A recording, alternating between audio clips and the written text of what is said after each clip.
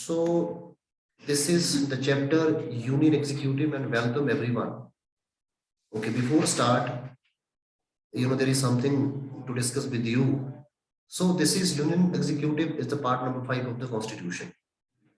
Part number 5 of the Constitution, and this is very essential part examination point of view, because part number 5 and part number 6 both question her exam में यहाँ से पूछे जाते हैं। अगर HPPSC में आप देखें पिछले 5 साल की क्वेश्चन पेपर आप उठा के देखेंगे तो पार्ट नंबर 5 और पार्ट नंबर 6 से हमेशा एग्जाम में सवाल पूछे गए हैं। ये बहुत ज्यादा इंपॉर्टेंट है और इस चैप्टर में आपको दोनों बातें ध्यान रखनी होगी। तो आर्टिकल भी आपके लिए इंपॉर्टेंट है और इसके साथ जो कंसेप्चुअल पार्ट है वो भी आपका बहुत ज्यादा इंपॉर्टेंट होगा। तो जब आप तैयारी करेंगे तो आपको आर्टिकल्स की भी नॉलेज होनी चाहिए और आपको कंसेप्चुअल जो अंडरस्टैंडिंग है सब्जेक्ट की वो भी आपके पास होनी चाहिए। So शुरू करते हैं जी union executive. So it is a part number 5 of the Constitution and article number 52 to 161. So this is the part number 5, article 52 to 161 article है ये और ये है यूनियन एग्जीक्यूटिव। हिंदी में से कहते हैं संघ की कार्यपालिका के बारे में हम बात करेंगे। आप जानते हैं कि लोकतंत्र के 3 स्तंभ है। वैसे तो लोकतंत्र के 3 ऑफिशियल स्तंभ माने जाते हैं, जिसमें कि आपका एग्जीक्यूटिव है, जिसमें आपका लेजिस्लेचर है और जिसमें आपका जुडिशरी होता है। लेकिन लोकतंत्र का एक और इंटीग्रल पिलर माना जाता है, दैट इज मीडिया। जिस देश में कहते हैं कि मीडिया अच्छा नहीं होता, मीडिया इम्पार्शियल नहीं होता और वो स्टेट की वीकनेस को नहीं शो करता, वो डेमोक्रेसी बहुत लंबे टाइम तक नहीं चल सकती। तो आपको क्या लगता है कि भारत में जो मीडिया का रोल है इन दिनों कैसा चल रहा है? जो इंडियन स्टेट में मीडिया है, what is the role of media? Is media is playing its role nicely और नॉट? क्योंकि मीडिया से एक्सपेक्ट ये किया जाता है कि मीडिया इम्पार्शियल होता है और ये कहा जाता है कि मीडिया हमेशा नागरिक होता है, वो गवर्नमेंट नहीं होता, सत्ता नहीं होता, वो नागरिकों की तरफ से सवाल उठाता है। आपको पता है कि जो स्टेट की तरफ से जो भी काम होते हैं ना, हम तक जो खबरें पहुंचती कैसे आती है? मीडिया के द्वारा। प्रधानमंत्री से हमारी बात होती है, चीफ मिनिस्टर से हमारी बात होती है कि कभी हम फोन के पूछते हैं कि मुख्यमंत्री साहब आज क्या स्कीम लॉन्च करने जा रहे हैं आप? इट इज नॉट पॉसिबल ना। तो what is the important bridge? That is a media. तो डेमोक्रेसी का आधार ही है 3 पिलर आपके, एग्जीक्यूटिव, लेजिस्लेचर, जुडिशरी और चौथा आपका मीडिया माना जाता है। सो अब ये तीनों जो पिलर है, एग्जीक्यूटिव, लेजिस्लेचर और जुडिशरी, इनका ट्रांजेक्शन कैसा होगा उस पे पूरा लोकतंत्र टिका होता है। ये तीनों कैसे काम करते हैं इस पे लोकतंत्र टिका होता है। तो चलिए जी, what is the meaning of union executive? ये सबसे ज्यादा इंपॉर्टेंट है जी। What is the meaning of union executive? It means the president of India, the vice president of India, prime minister, the council of minister, attorney general. What does the meaning of union executive? The term union executive signifies the president, the vice president, the council of minister, the prime minister, and the attorney general of India is collectively known as union executive. So it should be very clear. When we are talking about a union executive, so it means we are talking about the president, the vice president of India, prime minister, the council of minister, and the attorney general of India. मतलब संघ की कार्यपालिका के बारे में जब हम बात करेंगे, संघ की कार्यपालिका में भारत के राष्ट्रपति, उपराष्ट्रपति, प्रधानमंत्री, मंत्रिपरिषद और अटॉर्नी जनरल यानी कि महा न्यायवादी समाहित है, उसे हम कहते हैं संघ की कार्यपालिका। चलिए अब कुछ आर्टिकल्स आपकी स्क्रीन पे आपको दिखाई दे रहे होंगे। ये आर्टिकल बहुत इंपॉर्टेंट है। वैसे मैं इस क्लास के लास्ट में आपको बताऊंगा कि कौन कौन से आर्टिकल बहुत इंपॉर्टेंट है जिनको आपको याद रखना होगा। यहाँ जो आर्टिकल दिए हैं ये बहुत ज्यादा इंपॉर्टेंट है जी। आर्टिकल 52, 53, मैं आपको पहले कुछ और बातें बता दूं। 52 से लेकर 62 तक के जो आर्टिकल है, एक एक आर्टिकल के बारे में आपको मालूम होना चाहिए। ये मेरे बताने की बातें नहीं है, बुक्स में है अवेलेबल ये चीजें। 52 आर्टिकल से लेकर 63 के बीच के जो आर्टिकल है which deals with the president and the vice president of India, ये सभी आर्टिकल आपको मालूम होने चाहिए। यहाँ से कई बार एग्जाम में क्वेश्चन पूछे जाते रहे हैं। कुछ आर्टिकल आपकी स्क्रीन पे भी होंगे, उनको हम डिस्कस करेंगे। हम इसको वैसे नहीं पढ़ेंगे जैसा कि आपकी पीडीएफ दी गई है, ये सिर्फ सब आपको समझने के लिए। आप जब घर पे जाएंगे इसको पढ़ेंगे, उसको पढ़ने के लिए मैं इसको अलग तरीके से समझाऊंगा पूरा चैप्टर आपको। और कुछ बातें पहले आपको जरूर है जो मैं बता दूंगा आपको। जैसे आर्टिकल 52 है आपका president of India. Article 52 constitution का है जो प्रेसिडेंट ऑफ इंडिया के बारे में जानकारी देता है। There must be a president of India, कि भारत का एक राष्ट्रपति होगा। तो ये आपको मालूम होना चाहिए। और आर्टिकल 53 जो आपके पास है वो बताता है कि जो एग्जीक्यूटिव पावर है, कई बार एग्जाम में क्वेश्चन अगर आपने देखा होगा, पिछले साल भी किसी एग्जाम में सवाल पूछा गया था कि which article deals with the executive power of the union. तो article number 53 which deals with the executive power of the union, and this power is vested in the hands of president, and president exercise this power through council of minister। तो real executive power है वो council of minister है, और executive जो power है union की वो article 53 के अंदर दी गई है, और ये पावर एंटाइटल्ड है प्रेसिडेंट ऑफ इंडिया के लिए। लेकिन रियल जो पावर है executive power, it is exercised by the president of India। So this should be very very important। Now there is another article you can see in your screen, that is article number 74। So this is also very very important। ये article भी आपको cover कर लेना चाहिए। This article deals with the council of minister। ये article जो ये अनुच्छेद बताता है कि यहाँ एक काउंसिल ऑफ मिनिस्टर होगी which will assist president of India। तो ये आपको बहुत इंपॉर्टेंट है जी। सो अब इस आर्टिकल का कुछ एक्सप्लेनेशन है, मैं इसको आपको बता देता हूँ।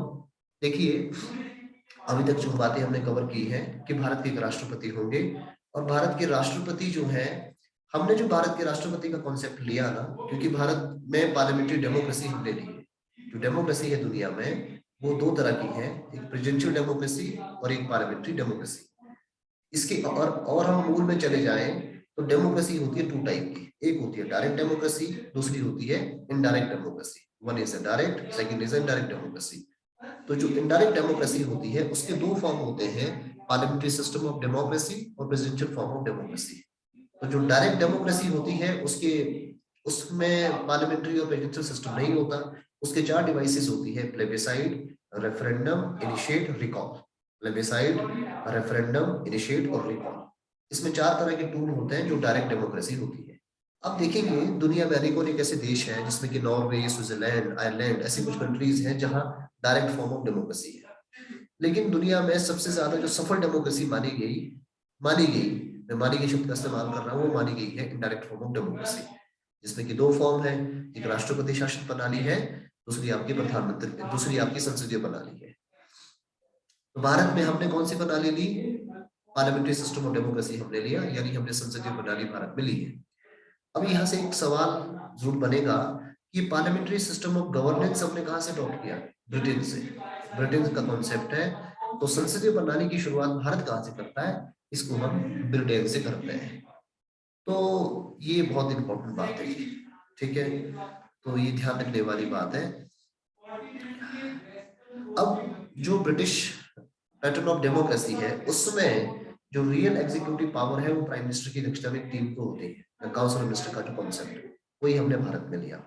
पार्लियामेंट्री सिस्टम में जो एग्जीक्यूटिव जो पावर होगी वो काउंसिल ऑफ मिनिस्टर के पास होगी, और जो नेशन ऑफ हेड होगा वो आपके होते हैं सर्मोनियल।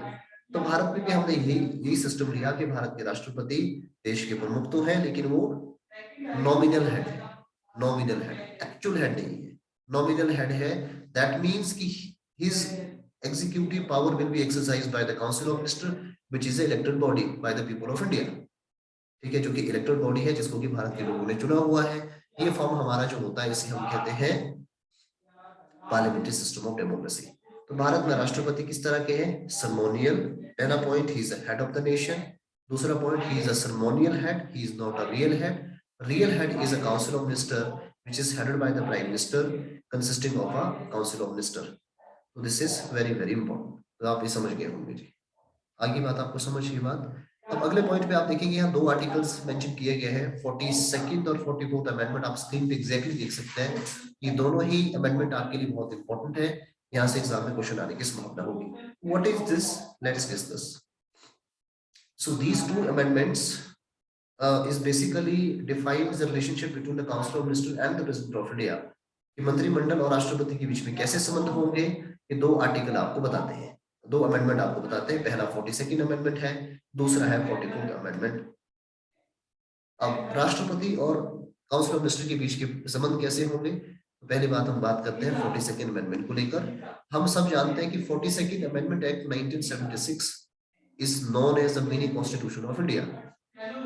42वां संविधान संशोधन 1976 को हम भारत में लघु संविधान भी कहते हैं। क्यों कहा जाता है?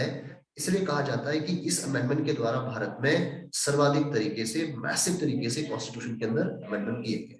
And this was done in the reign of Mrs Indira Gandhi, उस समय जो भारत की प्रधानमंत्री थी। तो प्रधानमंत्री उस समय भारत की मिसेस गांधी थी। मिसेस गांधी के शासनकाल में 42वां संविधान संशोधन हुआ, जिसके द्वारा ये अमेंडमेंट किया गया।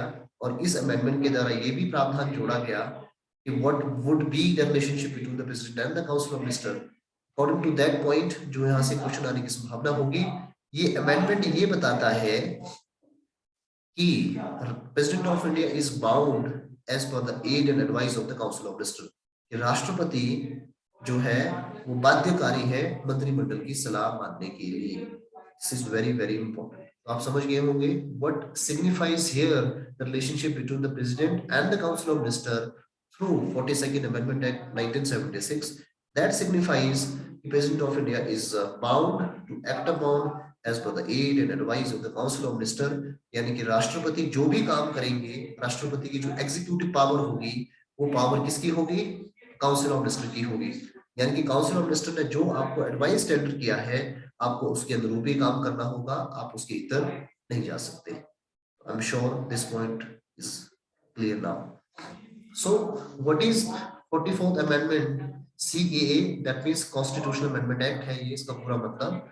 अभी 44वां संविधान संशोधन जो आपको पता है कि जनता पार्टी की सरकार में हुआ, और उस समय भारत के प्रधानमंत्री थे मोरारजी देसाई। मोरारजी देसाई के टाइम में अमेंडमेंट हुआ है ये। इसलिए किया गया कि इंदिरा गांधी regime में जो भी काम किए गए थे, जो भी अमेंडमेंट किए गए थे, उनको रिवोक किया जा सके, उनको हटाया जा सके। इंदिरा गांधी के बारे में कहा जाता है कि इस अमेंडमेंट के द्वारा इंदिरा गांधी ने संविधान की धज्जियां उड़ा दी थी। ठीक है, ये जो संविधान की धज्जियां उड़ा दी गई है, इन सब प्रावधानों को वापस रिवोक करने के लिए 44th अमेंडमेंट किया गया। और ये अमेंडमेंट किसने किया? जनता पार्टी की सरकार चल रही थी, मोरारजी देसाई भारत के प्रधानमंत्री थे, तो उनके समय में अमेंडमेंट होता है। अब इस अमेंडमेंट के द्वारा प्रेसिडेंट और काउंसिल ऑफ मिनिस्टर के रिलेशनशिप को लेकर क्या प्रावधान किए गए? प्रावधान तो यही है कि पहला 42nd अमेंडमेंट ये कहता है कि राष्ट्रपति मंत्रिमंडल की सलाह मानने के लिए बाध्य है। President of India is bound to act upon as per the aid and advice of the council of minister. And this amendment, which is a 44th Amendment 1978, re-emphasizes that this is good, but it also adds some another thing, that the president has a right for sent bill for a reconsideration once। मतलब इसके द्वारा एक और प्रावधान ये किया गया 44वें संविधान संशोधन के द्वारा कि राष्ट्रपति पहली दफा जो मंत्रिमंडल के द्वारा भेजी गई सलाह है उसको पुनर्विचार के लिए मंत्रिमंडल के सामने भेज सकता है। लेकिन दूसरी बार राष्ट्रपति के पास कोई चॉइस नहीं होगी मंत्रिमंडल को के पास वापस पुनर्विचार को भेजने के लिए। आइए आपको बात समझ। तो ये है राष्ट्रपति और काउंसिल ऑफ मिनिस्टर के बीच के रिलेशनशिप कैसे होंगे, which is defining by 42nd amendment act 1976 and 44th constitutional amendment act 1978। I think ये क्लियर हो गया होगा। There is another point you can see in the screen. Thus, president is the nominal head executive, which I have already told just a while ago, and real executive is a COM, that is a council of minister headed by the prime minister। तो यहाँ से दो सवाल हमारे cover हो जाने चाहिए कि nominal head हमारे कौन है? राष्ट्रपति है, और real executive हमारे council of minister, which is headed by the prime minister। So here is another two things which is very essential to discuss here. One, the term of president we borrowed from the Constitution of America. The parliamentary system we adopted from the Constitution of Britain, but the term president we borrowed from the Constitution of America. This is very, very important. President is a nominal head. This concept we borrowed from the Constitution of Britain also. There is a three different questions. One question, parliamentary system is borrowed from the Constitution of Britain. The term of president we borrowed from the Constitution of America, that is USA. And president should be nominal head. This concept we borrowed from the Constitution of Britain also. I think ये चीजें आपकी clear हो जानी चाहिए। अगर यहाँ तक आपका कोई क्वेश्चन है तो प्लीज आप मुझसे पूछ सकते हैं। So over to the next point, आप स्क्रीन पे देख ही रहे होंगे। अब है आर्टिकल नंबर आपके 56। जैसे मैंने बिगनिंग में आपको कहा था कि सारे आर्टिकल आपको पढ़ लेने हैं। जब एक बार हम हमारे क्लास में पढ़ाएंगे तो मैं आपसे कुछ आर्टिकल के नाम पूछूंगा। You have to prepare for that.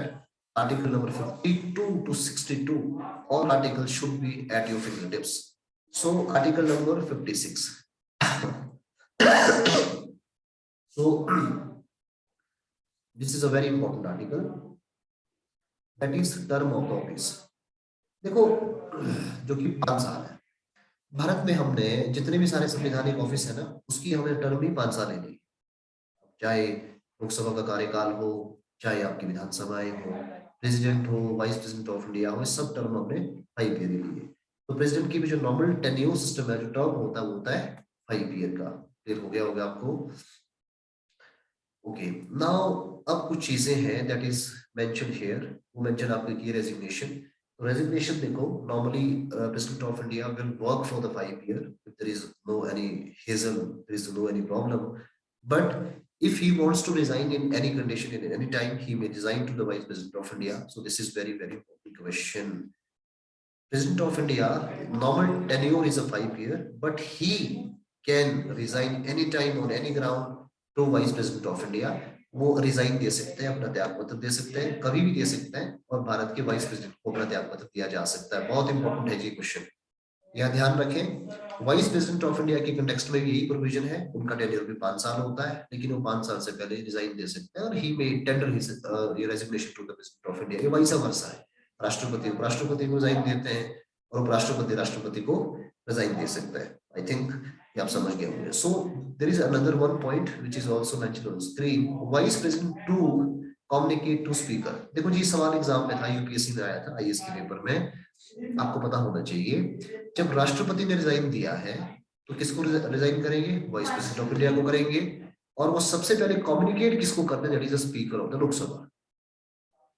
राष्ट्रपति ने रिजाइन दे दिया है, president of India will communicate this message to the speaker of the Lok Sabha. This is a very very important question, and this is asked in the UPSC IAS paper 2015। तो ये सवाल पूछा गया है कि जब राष्ट्रपति सबसे पहले रिजाइन देते हैं तो किसको रेजिग्नेशन करेंगे? वाइस प्रेसिडेंट ऑफ इंडिया को करेंगे, एंड ये रेजिग्नेशन का जो कम्युनिकेशन है, he will communicate to the speaker of the Lok Sabha. So this is very very important. So here is some another thing we should understand first. देखो, president of India का office एक तो 5 साल पूरे होंगे तो खाली होगा, है ना? तो खाली होगा, 5 साल का टेन्योर है भारत के अंदर, और 5 साल के भीतर ही, 5 साल से पहले ही हमें इलेक्शन करवाना होता है, ये प्रावधान है। There is a autonomous body, independent body, that is election commission of India. Bharat में आपको पता है, निर्वाचन आयोग एक बॉडी है, इलेक्शन कमीशन है, जिसका काम है कि चुनाव करवाए जाए। It is a constitutional body, it is a independent body, it is a autonomous body. Election commission of India की जिम्मेदारी है कि 5 साल से पहले आप चुनाव करोगे, तो चुनाव सीट खाली होने से पहले नए राष्ट्रपति का चुनाव हो जाए। जैसे फॉर एग्जाम्पल, अगर आपको मालूम होगा, अभी जो हमारे प्रेजेंट इनकम्बेंट प्रेसिडेंट है इंडिया के, दैट इज कौन है अभी? कौन? रामनाथ कोविंद है। अभी हमारे रामनाथ कोविंद है। तो रामनाथ कोविंद 2017 में राष्ट्रपति बने थे ना। अभी चुनाव होना है 22 में, अभी जुलाई में इलेक्शन है, जून जुलाई में इलेक्शन हो जाएंगे, तो अभी ये बहुत जल्दी आपको नोटिफिकेशन मिल जाएगी चुनाव की। I think beginning of the June you will see election commission of India कहेगा कि there is a vacancy in the president of India, और इलेक्शन का प्रोसेस शुरू हो जाएगा। तो प्रोसीजर ये होता है कि election commission of India tenure पूरा होने से पहले ही इलेक्शन की नोटिफिकेशन निकाल देता है, उससे पहले ही चुनाव हो जाता है ना, ये है तरीका। अच्छा, यहाँ एक और बात है कि जब तक चुनाव के द्वारा नया राष्ट्रपति न चुन लिया जाए, पुराना राष्ट्रपति ही राष्ट्रपति के पद के रूप में कार्य करता रहता है। ये भी एक इम्पोर्टेंट पॉइंट है ना। तो दूसरा ग्राउंड मैंने बता दिया कि रेजिग्नेशन ग्राउंड होता है कि वैकेंसी कब होगी, रिजाइन कर दे। किसको रिजाइन करेगा? वाइस प्रेसिडेंट ऑफ इंडिया को रिजाइन करेगा, और वाइस प्रेसिडेंट ऑफ इंडिया इसको कम्युनिकेट करेंगे स्पीकर ऑफ लोकसभा को। हाँ, बस I am talking about this point, है ना। Yes yes yes. अब क्या है कि देखो, राष्ट्रपति देश के मुखिया होते हैं, और वैसे भी संवैधानिक पोजीशन कभी खाली नहीं रह सकती। प्रधानमंत्री का ऑफिस हो चाहे राष्ट्रपति का हो, खाली नहीं रह सकता।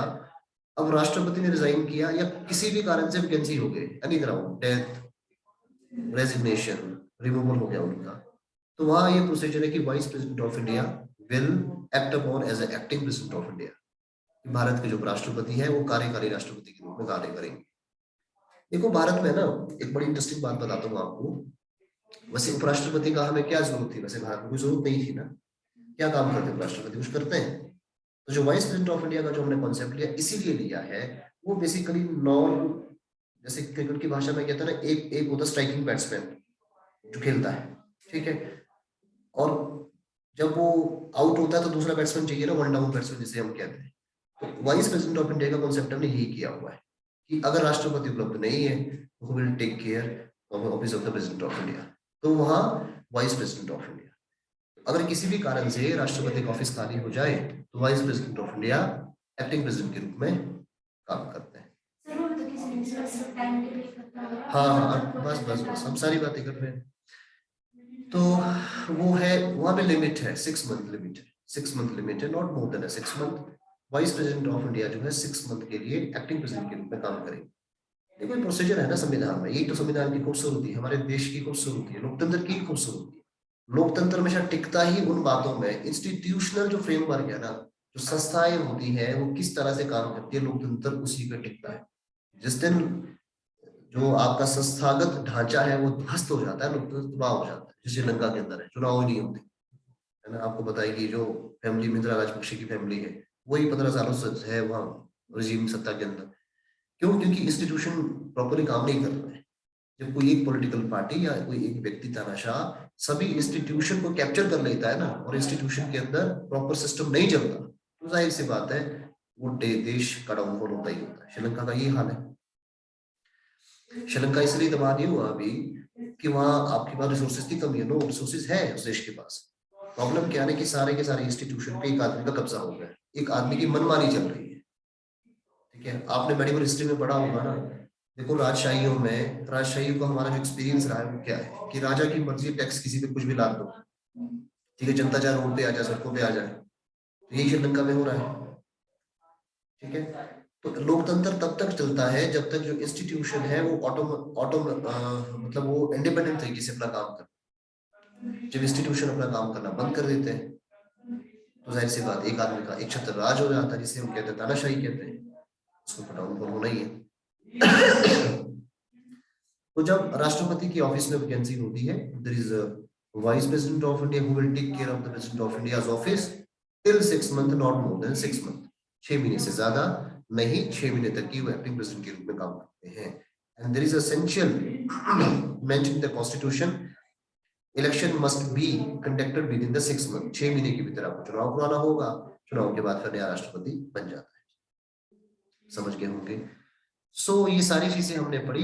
एक तो टेन्योर कंप्लीट हुआ 5 साल, दूसरा रिजाइन दे दिया, दूसरी बात, तीसरी डेथ हो गई, वो भी हमारा क्लियर हो गया, चौथा है जी रिमूवल भी हो गया, हटाया भी जा सकता है आदमी। ठीक है, अगर हम हटाएंगे नहीं तो फिर आपको पता है कि वो तानाशाही की तरफ चीजें जाएंगी, है ना। हमारे पास रिकॉलिंग राइट होना चाहिए, किसी व्यक्ति को हटाने का राइट भी होना चाहिए, वो है, रिमूवल किया जा सकता है जी। अब यहाँ से क्वेश्चन देखो, एग्जाम में बहुत बार पूछे गए हैं, ये बहुत इंपॉर्टेंट है। Removal term is known as impeachment, so this is very very important. Those who are preparing in Hindi is called mahabhiyog. इसे महाभियोग हम कहते हैं हिंदी में, and Angrezi term that is impeachment. The removal of the president of India is termed as impeachment in English, and Hindi mahabhiyog इसे हम हिंदी में कहते हैं, which is in the article number 61। अनुच्छेद नंबर 61 ये बताता है इम्पीचमेंट के प्रोसेस को लेकर। और ये जो प्रोसेस हमने लिया, इसको हमने लिया अमेरिका के कॉन्स्टिट्यूशन से। The concept of removal we borrowed the constitution of America. ये सवाल भी पूछा गया है, पूछा जाता रहा है। और आर्टिकल नंबर आपका कौन सा है? This is mention in the article number 61। So we must discuss here what is the procedure of removal। हटाने की प्रक्रिया क्या है, हमें इस बारे में भी यहाँ बात करना जरूरी होगा, कर लेते हैं। Anyone else who is in the class जो लंबे टाइम से तैयारी कर रहे हैं, आप मुझे भी बताएंगे कि राष्ट्रपति को कैसे हटाया जा सकता है। I think we have a number of participants, those are attending from the live mode. So would you please tell me what is the procedure of removal of the President of India? How President of India can be removed? Anyone else please?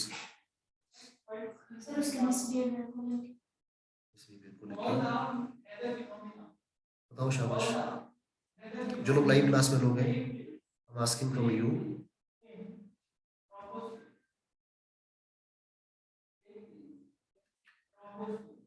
चलो एक एक करके सारी बातों को discuss करेंगे।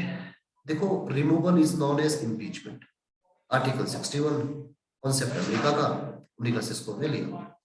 What is the ground, why on which ground president should be impeached, किस ground के आधार पर प्रेसिडेंट को इम्पीच किया जाना चाहिए। There is only one ground, that is a violation of constitution, violation of constitution. This is in Hindi संविधान का अतिक्रमण। संविधान का अतिक्रमण यानी कि वायलेशन ऑफ कॉन्स्टिट्यूशन, संविधान के अतिरिक्त अतिक्रमण के कारण भारत के राष्ट्रपति को हटाया जा सकता है। तो अंग्रेजी में violation of constitution, there is only one ground by the president of India can be removed from his office, right? तो वायलेशन ऑफ कॉन्स्टिट्यूशन, इसको थोड़ा और एक्सप्लेन करते हैं क्योंकि आप जिन एग्जाम की तैयारियों में हैं वहाँ ये छोटे क्वेश्चन नहीं आते, बड़े सीरियस और गंभीर सवाल आपसे पूछे जाते हैं। देखो, violation of constitution is a vague term. Vague term का मतलब है it is not explained in the constitution, संविधान में इसकी कोई व्याख्या नहीं। What is the violation of the constitution, it is not explained in the constitution.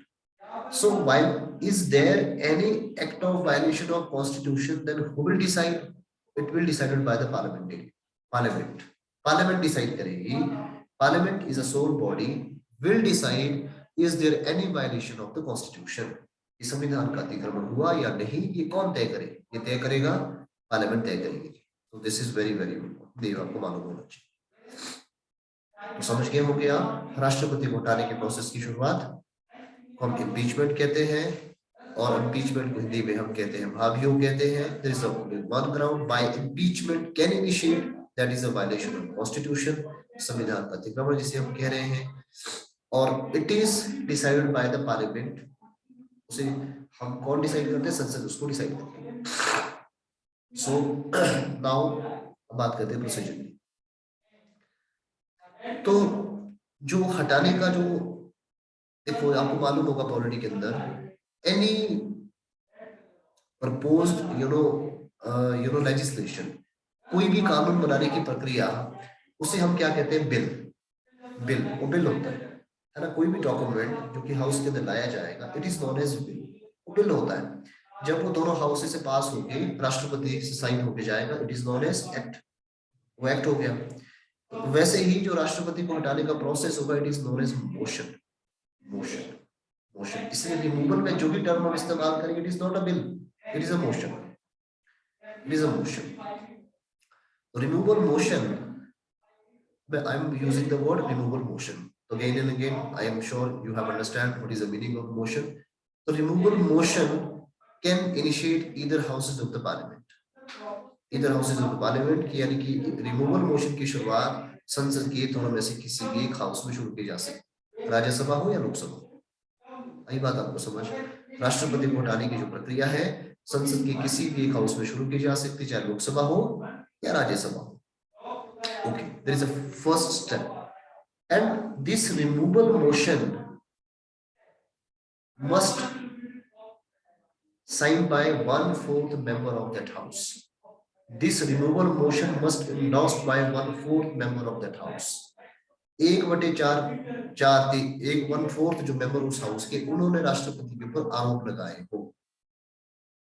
The charges were framed by 1/4 of the member of that house, or within the 14 days, same removal motion must communicate to the President of India. 14 दिन के भीतर वो communication आपको president of India को भी बताना होगा कि हम ये करने जा रहे हैं। ठीक हो गया।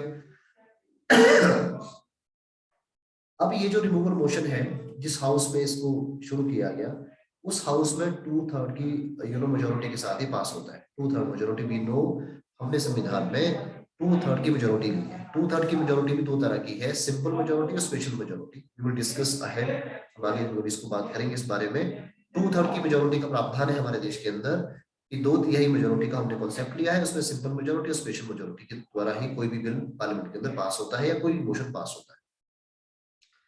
तो उस हाउस में 2/3 की मेजोरिटी के साथ वो पास हो जाएगा। जब 2/3 की मेजोरिटी के साथ पास होगा, then this will transfer to the next house, ये दूसरे हाउस में चला जाएगा।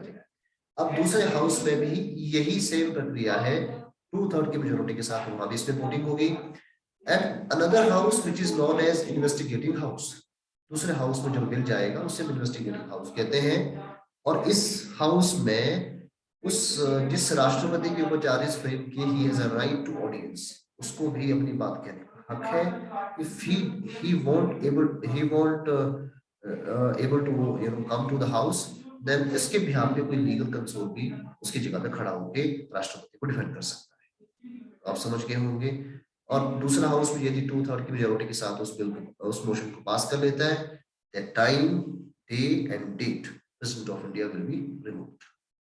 I think this is removal motion and procedure of the President of India, which is mentioned in the article number 61, borrowed from the Constitution of America. किसी को कोई doubt इसमें है? Anyone else? Okay, thank you. So आगे हम बात करेंगे, आप स्क्रीन पे देख रहे होंगे, एलिजिबल फॉर री election, this is very important. तो ये भी आर्टिकल भी आपको कवर कर लेना चाहिए। Is in which article? Article number आपका 57 है और ये बताता है री इलेक्शन को लेकर। देखो आप जानते होंगे अमेरिका हो और कुछ और कॉन्स्टिट्यूशन भी है। अमेरिका में जो राष्ट्रपति है ना, वो 2 टर्म तक ही हो सकता है, not more then 2 terms. American president 8 साल से ज्यादा तक राष्ट्रपति नहीं बन सकता। जैसे बैरक ओबामा आपको मालूम है कि 2 बार राष्ट्रपति भारत के रहे, अमेरिका के रहे। तो उसके बाद वो चाहकर भी वहां के राष्ट्रपति नहीं बन सकते, बिकॉज वहां बिल्कुल स्पेसिफाइड किया हुआ है कि 1 टर्म या 4 साल का होता है। तो मतलब 2 आपकी टर्म हो गई 8 साल की। 8 साल से ज्यादा तक अमेरिका में कोई व्यक्ति राष्ट्रपति नहीं हो सकता, लेकिन भारत में ऐसा नहीं है।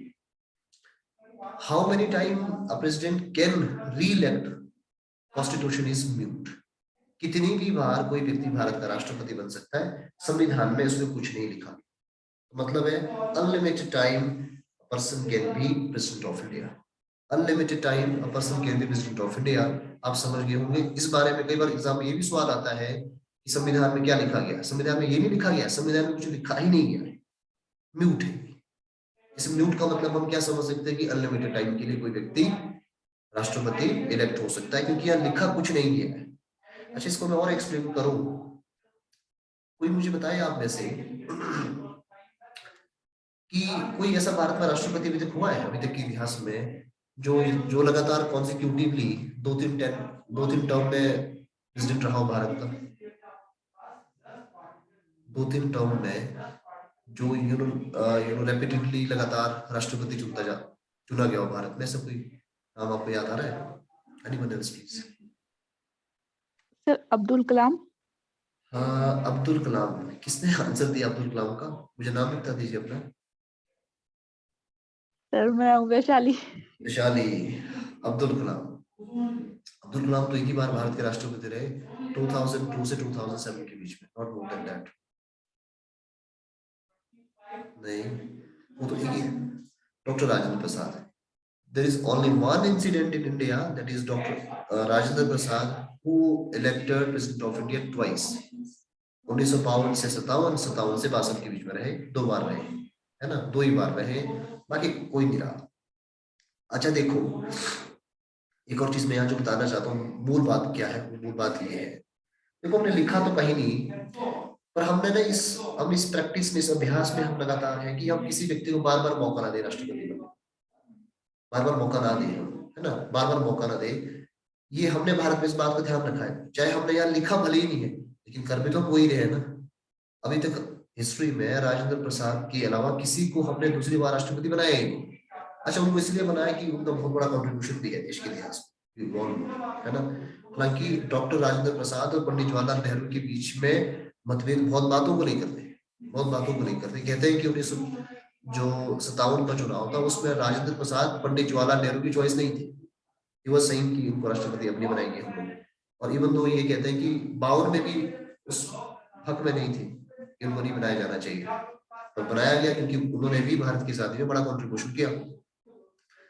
तो भारत में हम इस बात का हमेशा ख्याल रखते हैं कि राष्ट्रपति रिपीट ना हो। ऐसा क्यों करते होंगे, क्या लगता है आपको? सबको मौका मिले, चलिए तो एक सिंपल बात होगी, कुछ और सोचो आप जरा, क्या होता होगा ऐसे, क्यों? इसके पीछे की वजह ये है ना, क्योंकि राष्ट्रपति ना एक बेसिकली स्लीपिंग बॉस है हमारे देश में। अगर आप कॉर्पोरेट के कॉन्सेप्ट में देखो ना, जो कोई कंपनी चलती है ना, जैसे माना कि एक छोटा सा एक एग्जांपल, आपकी दुकानदारी है। 2 तरह का कॉन्सेप्ट है ना कि आप दुकानदारी चलाते हैं, तो या तो आप खुद सुबह उठ के 7 बजे 8 बजे पहुंचे काम चलाएंगे, है ना, हर काम खुद ही करेंगे। आपके पास एम्प्लॉय होंगे, उनसे भी आप काम कराएंगे, लेकिन हर चीज आप खुद ही डील करेंगे। ये कॉन्सेप्ट है, ये कॉन्सेप्ट है राष्ट्रपति बनाने का। ये राष्ट्रपति हर जगह खड़ा है, सारे काम वो खुद कर रहा है। अच्छा, दूसरा कॉन्सेप्ट है कि जो दुकानदार है, वो मालिक जो है वो आता ही नहीं है, उसने अपने एम्प्लॉय को ट्रेन करके रखे हैं, उनके सारा काम वही चलाते हैं। वो कौन सा बॉस होगा? Sleeping boss. तो ये पार्लियामेंट्री सिस्टम। तो स्लीपिंग बॉस का कॉन्सेप्ट हमने लिया है कि जो राष्ट्रपति वो स्लीपिंग बॉस है, उसका रोल ही नहीं है। खतरा कई बार ये हो सकता है कि अगर राष्ट्रपति हम किसी व्यक्ति को बार बार चुने तो एरोगेंस भी आ सकता है, और वो कहे कि मुझे भी पावर है, वो बेसिकली पावर को क्लेम करे। ऐसी संभावना नहीं है, और फिर भी ऐसा हो सकता है। तो बार बार हम क्या करते हैं, हमने इस प्रैक्टिस पे हमेशा जोर दिया कि किसी व्यक्ति को हम बहुत मल्टीपल टाइम उसको प्रेसिडेंट हम ना बनाए। चलिए, एक और इमेजिनरी सवाल है मेरा आपसे। मैं देखना चाहता हूँ कि आप भारत की राजनीति को कितने अच्छे से समझते हैं, जो प्रेजेंट पॉलिटिक्स है। अभी को क्या लगता है कौन राष्ट्रपति बनने वाला है भारत का 2022 में? आप सभी यंग माइंड्स है ना, यंग इंडिया। क्या लगता है कौन राष्ट्रपति बनेगा? जैसे मोदी जी करते हैं कि सरप्राइजेस करते हैं हमेशा, पता नहीं होता किसी को क्या हो रहा है, जो होता है सामने आने भी पता लगता है। तो क्या कौन बनेगा राष्ट्रपति, कुछ आपको मालूम है? कुछ आपको नाम, कुछ आपके दिमाग में? नहीं।